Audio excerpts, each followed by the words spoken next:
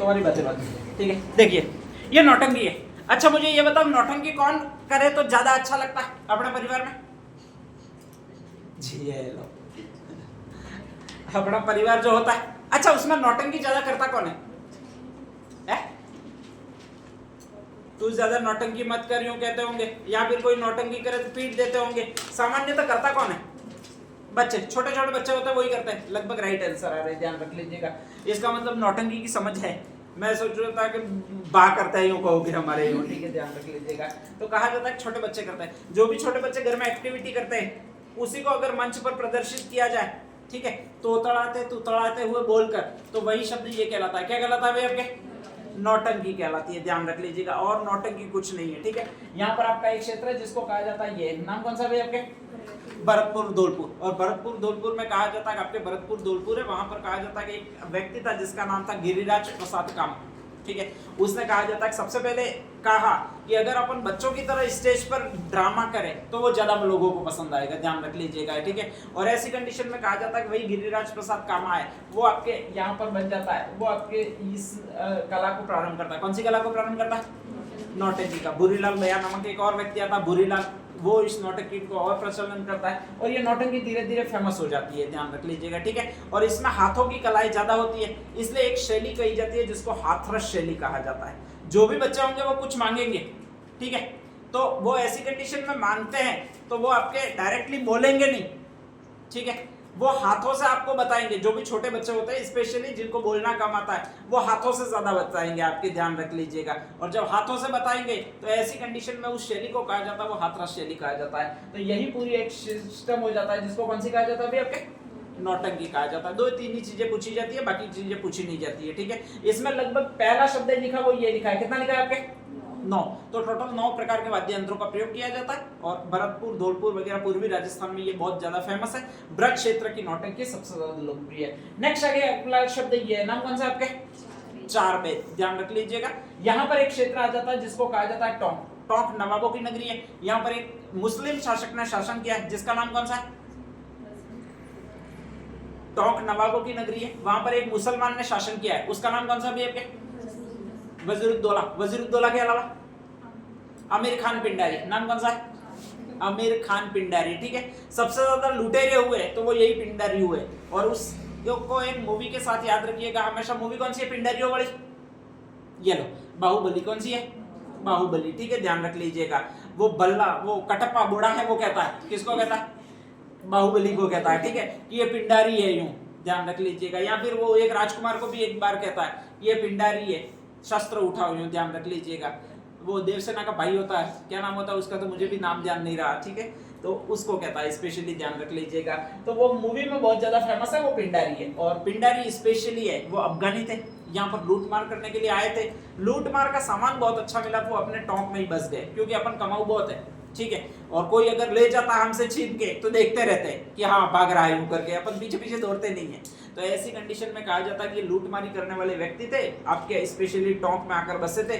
नाम था इनका पिंडारी था। धीरे धीरे इन्होंने राज्य बना लिया अपना, और राज्य बनाने के पश्चात कहा जाता है कि इन्होंने स्पेशली एक लोक नाट्य शैली का प्रवर्तन किया जिसका नाम कौन सा भी आपके? चार बेत कहा जाता है। ये 2-4 कवि अपने साथ ले जाते थे, ध्यान रख लीजिएगा, जिसमें एक तो अब्दुल करीम खां था, एक खलीफा निहंग खां था, ध्यान रख लीजिएगा। नहीं याद रहे कोई बात नहीं, जो भी मोमेडन नाम है वो इसी में, कौन सी शैली में भी आपके?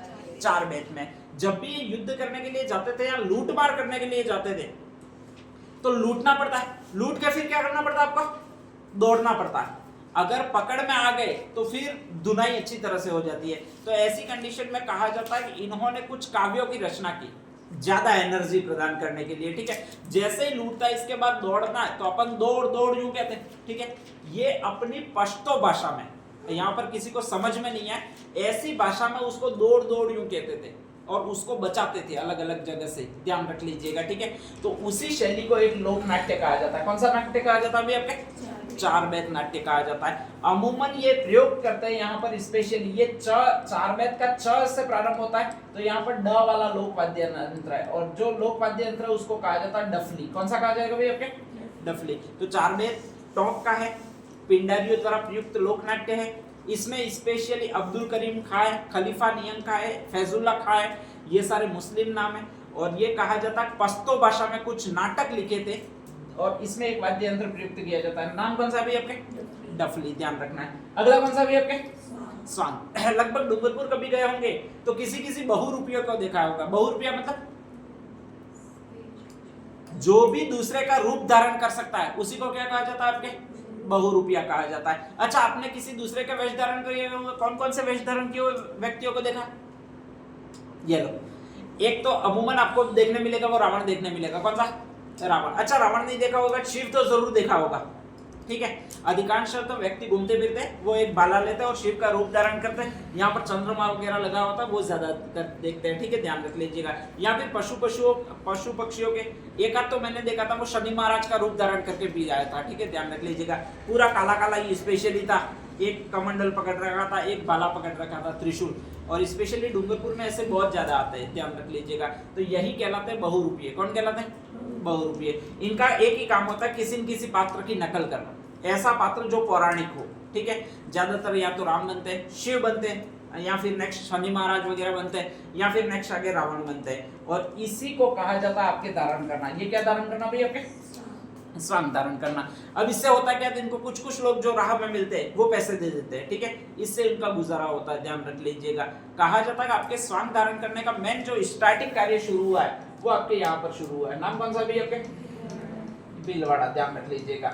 और भीलवाड़ा में भी एक आदमी है जिसका एक नाम है, आपके कौन सा भांड है भैया? आपके जानकीलाल भांड, ठीक है, ध्यान रख लीजिएगा। ये एक जाति भांड जाति होती है और एक और जाति होती है जिसको आपके बानमती जाति कहते हैं। भांड जाति हिंदू है, बानमती जाति मुसलमान है, क्योंकि इसमें माँ आता है। ये दो ही जातियां इनका पैतृक पेशा है कि आपन है वो आपके स्पेशली गेटअप धारण करना है और गेटअप धारण करके पेशा कमाना है। इनके पास ना जमीन है ना कोई और काम करने के लायक स्किल है, कुछ भी नहीं है, सिर्फ और सिर्फ एक ही काम करना है और वो स्वांग यानी किसी का गेटअप धारण करके कमाना है।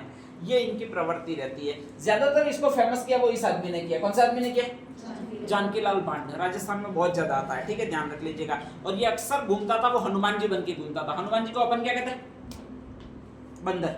क्या कहते हैं भाई आपके? बंदर। ज्यादातर जब तक भारत में घूमा तब तक तो इसको पैसे मिले, हनुमान जी के नाम से मिले। कौन से नाम से मिले? लेकिन जब ये विदेशों में गया तो इसको जानने लगे वो लोग, क्योंकि हनुमान जी विदेशों में जानते नहीं है। इंग्लैंड में जाओ तो हनुमान जी नहीं कहते बंदर को, अपन ही कहते हैं। अपन जैसे ही वांद्रा आता है तो उसको बंदर यूं कहते हैं, केले वगैरह देते हैं, ये हनुमान जी यूं करके। वहां पर स्पेशली इसको मंकी बोला जाता है, बंदर बोला जाता है। तो इसीलिए कहा जाता है कि इनका नाम ही पड़ गया। कौन सा मैन नाम पड़ जाएगा भाई आपके? मंकी मैन पड़ जाएगा, ठीक है। केलवा नामक एक जागीर है जस्ट, इसके बाद में तो राजस्थान में आए। कहा जाता है इनको स्पेशली जागीर दी राजा ने कि तुम्हारा भरण पोषण, अपने जैसे मंदिरों को गांव दान में दिए जाते, इस एकमात्र आदमी को गांव दान में दिए जो कलाकार है। तो केलवा की जागीर भी इनको दी थी, स्पेशली ध्यान रख लीजिएगा। और उसका एक नाम है, नाम कौन सा भी आपके? जानकीलाल भांड। इसका बेटा था, उसका नाम था परशुराम भांड। इसने भी बहुत ज्यादा फेमस किया है उस कला को, ठीक है। तो परशुराम भांड, जानकी भांड, कोई भानुमति नाम का आ जाए तो वो इसीलिए फेमस है। किसके लिए फेमस है भाई आपके? स्वांग के लिए फेमस है, ठीक है। तो आपके 3 लोक नाट्य, पहला कौन सा था? ठीक है, भरतपुर धौलपुर में, ठीक है। किसके द्वारा यहाँ कौन सा रोल करना होता है? इसमें छोटे बच्चों का रोल करना होता है, स्पेशली ध्यान रख लीजिएगा। और कहा जाता है गिरिराज प्रसाद कामा, जो कामा वाले शब्द आते हैं वो सारे भरतपुर में। 4 वेद कहां पर था? टोंक में। करते कौन थे? पिंडारी, ठीक है। कौन सा वाद्य यंत्र का प्रयोग करते थे? डफली। ये च पर है, ये ड पर है, ये सी और डी वाला है, ठीक है। और इसमें स्पेशली ये नाटक कौन सी भाषा में लिखे गए आपके? अफगानिस्तान की भाषा कौन सी है बताया था मैंने अभी? पश्तो। कौन सी भाषा? पश्तो। अफगानी भाषा, उसको पश्तो भाषा कहते हैं, ठीक है, ध्यान रख लीजिएगा। और थर्ड कौन सा भी आपके? स्वांग। इसमें है क्या? गेटअप धारण करना, ठीक है, किसी और का वेश है वो आपके पहचानना। नेक्स्ट आगे 2 जातियां कौन कौन सी है? भांड है। सेकंड कौन सी है? बानुमती, ठीक है, बानुमती स्पेशली। और कहा जाता है कि इस लोक नाट्य में आपको स्पेशली फेमस बनाया वो इस आदमी ने बनाया। किस आदमी ने बनाया भाई आपके? जानकीलाल भांड ने बनाया, ठीक है, ध्यान रख लीजिएगा। एक शानदार शब्द आएगा और वो आपकी ये आएगा स्पेशली, और वो जो कहलाता है वो आपकी ये स्वांग कहलाता है, ध्यान रख लीजिएगा। नाम कौन सा है? नाहरों का स्वांग, ठीक है, ध्यान रख लीजिएगा। अब मुझे ये बताइए नाहर किसको कहते हैं? अरे नाहर किसका पर्यायवाची है? ये शेर का पर्यायवाची है, सिंह का पर्यायवाची है, ठीक है, ध्यान रख लीजिएगा। एक तो गौमुख होता है, एक नाहर मुख कहता है। अपना जो घर है वो आपके या तो इस तरह से अपन लंबाई चौड़ाई बराबर रखते हैं, ऐसे घर नहीं बनता है, ठीक है। कभी भी मंदिर आपने देखे होंगे, मंदिर आपके घर की तरह नहीं होते। अपना घर अगर 24 फीट यहाँ से लंबा है तो इसी तरह यहाँ से भी 24 फीट ही होगा चौड़ा, ध्यान रख लीजिएगा। और इस तरह से घर बनाते हैं अपन। मंदिर जो बने होते थे वो हमेशा इस तरह से बने होते थे, ध्यान रख लीजिएगा। इनमें चौड़ा दरवाजा होता था, यानी ये इस तरह से, इस तरह से, इस तरह से और इस तरह से इनका प्रांगण मिलेगा मंदिरों का, ठीक है, ध्यान रख लीजिएगा। और स्पेशली ये एक और दरवाजा मिलेगा, वो इस तरह से मिलेगा, जिसका मुख छोटा होता है और इसके बाद में सिर बड़ा होता है, तो उसको तो कहा जाता है आपके ये मुख। और वो जो मुख कहलाता है वो कौन सा मुख कहलाता है भैया आपके? वो मुख कहलाता है, ध्यान रख लीजिएगा, ठीक है। जिसका स्पेशली मुंह बड़ा होता है और सिर कम चौड़ा होता है, उसको आपके ये मुख कहा जाता है। और इसका ये नाम है, नाम कौन सा है आपके?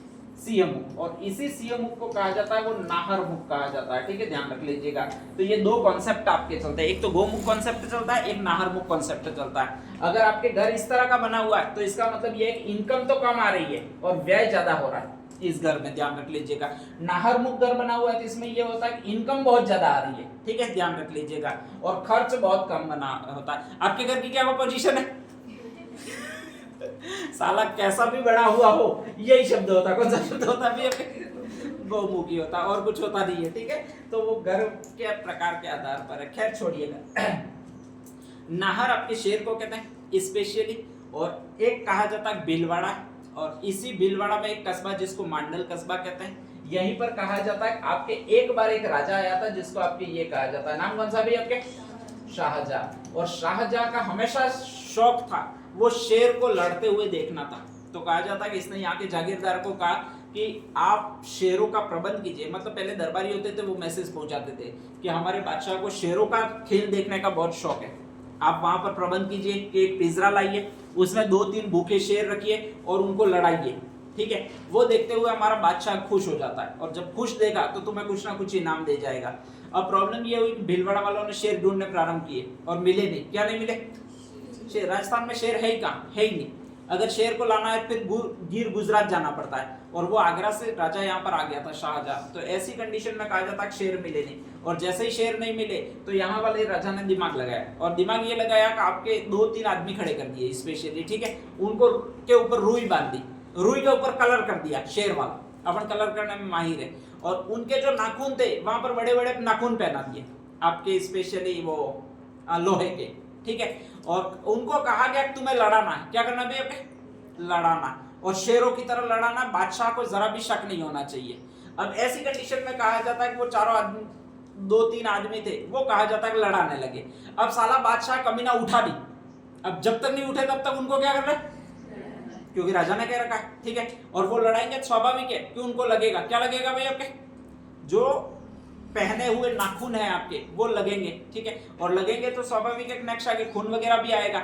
और आप जानते ही हो कि दो दोस्त जब लड़ते हैं, भले ही काल्पनिक लड़े, लेकिन एक को थोड़ी सी लड़ गई तो दूसरा क्या करेगा?